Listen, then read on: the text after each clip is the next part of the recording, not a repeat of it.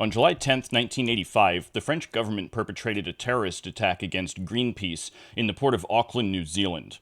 The French External Security Agency successfully used limpet mines to murder photographer Fernando Pereira, as well as sinking the vessel Rainbow Warrior. France had been testing nuclear weapons in the Mururoa Islands since 1966 and had continued to do so even after 10 South Pacific Island nations signed a treaty declaring the area a nuclear-free zone. The Rainbow Warrior had just finished relocating 300 Marshall Islanders after their homes had been poisoned by American nuclear testing, and had been boarded by French commandos after sailing into a nuclear test exclusion zone in protest of the illegal poisoning of the planet. Greenpeace had been infiltrated by the French security agency, who had been collecting intelligence on their intentions, capabilities, and location for quite some time. 3 French agents delivered the explosive devices using a private yacht. 2 other agents, posing as newlyweds, delivered the bombs to the divers, who finally attached them to the hull. The bombs were detonated 7 minutes apart, giving people time to respond to the emergency before the second explosive went off, ultimately drowning Fernando. New Zealand launched the largest criminal investigation in the country's history, with a neighborhood watch successfully arresting the 2 agents who delivered the murder weapon. The rest of the agents eventually escaped, being picked up by a French submarine and scuttling the yacht.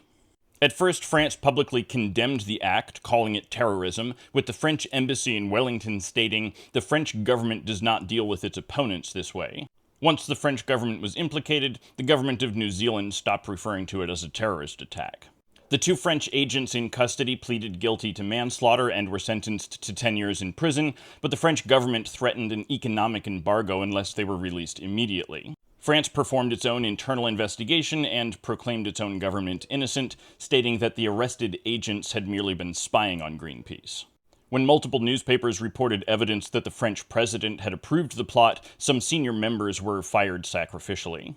But eventually, the French Prime Minister admitted that agents of the French Secret Service had committed the act and that they had done so under orders. France conducted 54 more nuclear tests in the area until they stopped in 1996 and paid Greenpeace $8.1 million for a new ship.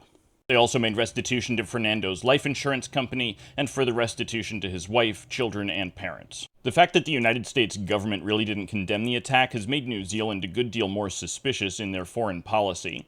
They've been distancing themselves more from the United States, while strengthening their ties to their Pacific neighbors and maintaining a strong relationship with the United Kingdom through Australia.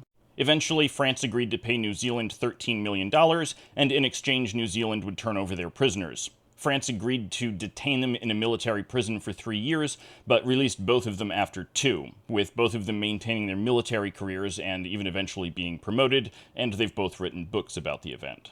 The United Nations deemed this to be a violation of the agreement and awarded New Zealand another $3.5 million from France. In 2005, French Admiral Pierre Lacoste, the head of that branch of the French Secret Service at that time, came forward and confirmed every detail of this operation, claiming that the death weighed heavily on his conscience.